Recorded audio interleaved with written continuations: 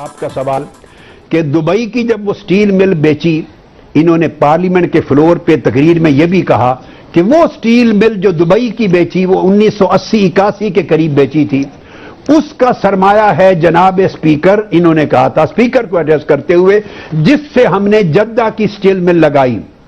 اب یہاں رک کر میں ایک سوال کرتا ہوں، بھائی دبئی کی سٹیل مل تو آپ نے بیچی 1980-1981 میں، اور جدہ کی سٹیل مل آپ نے لگائی جب جنرل پرویز مشرف نے کو کر لیا تھا، اور آپ معافی مانگ کے درخواست لکھ کے جدہ چلے گئے تھے، وہ جا کے سن 2000 میں لگی یا اس کے بعد۔ دبئی کی مل بکی 1981 میں، جدہ کی مل لگی 2000 کے بعد۔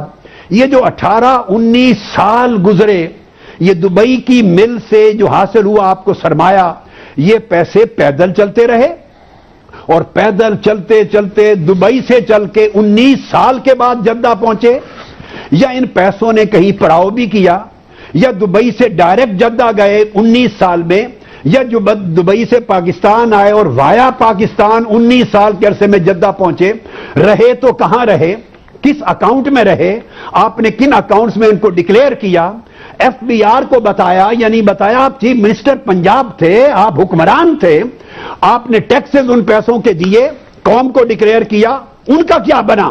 19 سال کے بعد آپ کے بقول وہ پیسہ یکلخت جدہ میں اپیئر ہو جاتا ہے۔ تو غلط بیانی کی، اس غلط بیانی کی بنیاد پر ڈسکوالیفائی ہوتے ہیں۔ پھر انہوں نے اسی تقریر میں ایک اگلا حصہ بیان کیا، اور وہ کہا جناب اسپیکر، وہ سٹیل مل 2005 میں 2006 میں جدہ کی بیچی، اور اس سٹیل مل سے ہم نے لندن کے فلیٹ خریدے۔ یہ دوسرا جھوٹ بولا۔ پرائم منسٹر کی اپنی تقریر، اپنا اقرار، اپنا بیان کہ جدہ کی سٹیل، پہلا حصہ تو ہو گیا دبئی سے جدہ تک غلط بیانی، پھر جدہ سے لندن تک سرمایہ۔ بھائی جدہ کی سٹیل مل آپ بیچ رہے ہیں 2005-2006 میں، اور لندن کے فلیٹس آپ نے خریدے تھے 1992 میں، 1993 میں، 1994 میں۔ تو جدہ کی سٹیل مل کے بکنے سے 10-12 سال پہلے وہ لندن کے فلیٹ خرید چکے تھے۔ یہ کہاں سے معجزہ ہے، کرامت ہے، کرشمہ ہے کہ جب سٹیل مل بیچ رہے ہیں 12 سال بعد، اور فلیٹ اسی پیسے سے خرید رہے ہیں 12 سال پہلے؟ تو یہ ان کی اپنی سپیچ ہے پارلیمنٹ کے فلور پر، کوئی بیان نہیں چاہیے الیکشن کمیشن کو، وہ خود گواہی دے چکے ہیں۔ ان کے سٹیٹمنٹ کو دیکھیں، لندن کے فلیٹس کی رجسٹریشن کے کاغذات کو دیکھیں، دبئی کی مل اور جدہ کی مل کے 19 سال کا فرق دیکھیں۔